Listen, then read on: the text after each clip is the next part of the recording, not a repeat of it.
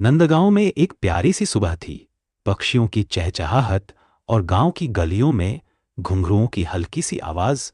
आंगन में यशोदा माँ तुलसी को जल दे रही थी और वहीं पीछे कन्हा खुएतली माखन के बर्तन की ओर बढ़ रहे थे।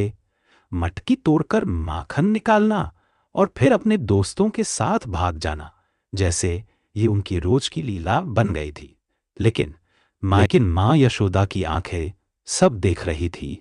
गांव की गोपियां यशोदा के पास आकर शिकायतें करने लगी, माई, तुम्हारा लाला आज फिर मेरे घर की मटकी फोड़ आया।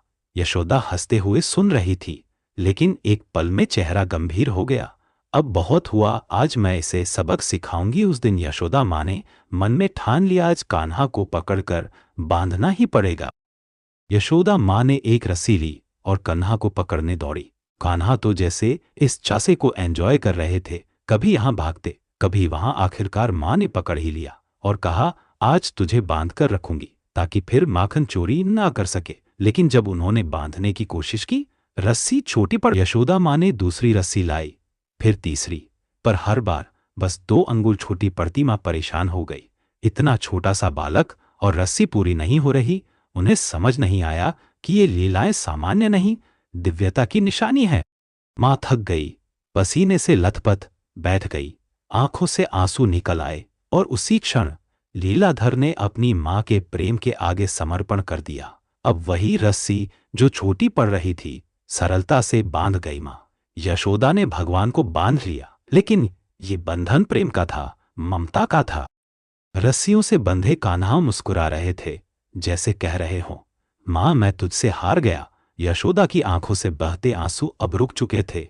उन्होंने कन्हा को गोद में उठाया और कहा, मेरे लिए तू भगवान नहीं, बस मेरा बच्चा है।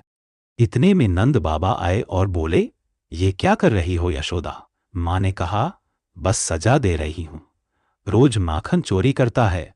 गांव वाले मुस्कुरा रहे थे। किसी को नहीं पता था कि ये खुद विष्णु हैं, लेकिन माँ यशोदा के लिए सिर्फ लाला थे। रात में जब सब सो रहे थे, कन्हा ने अपने दिव्य रूप दिखाए, वृक्षों से बात करना, गोपियों को दर्शन देना। माँ ने एक दिन उनके मुख में ब्रह्मांड देख लिया और डर गईं, क्या मैं भगवान को दूध पिला रही हूं? लेकिन अगले ही पल कन्हा बालरूप में वापस आ गए और माँ की गोद में सो गए।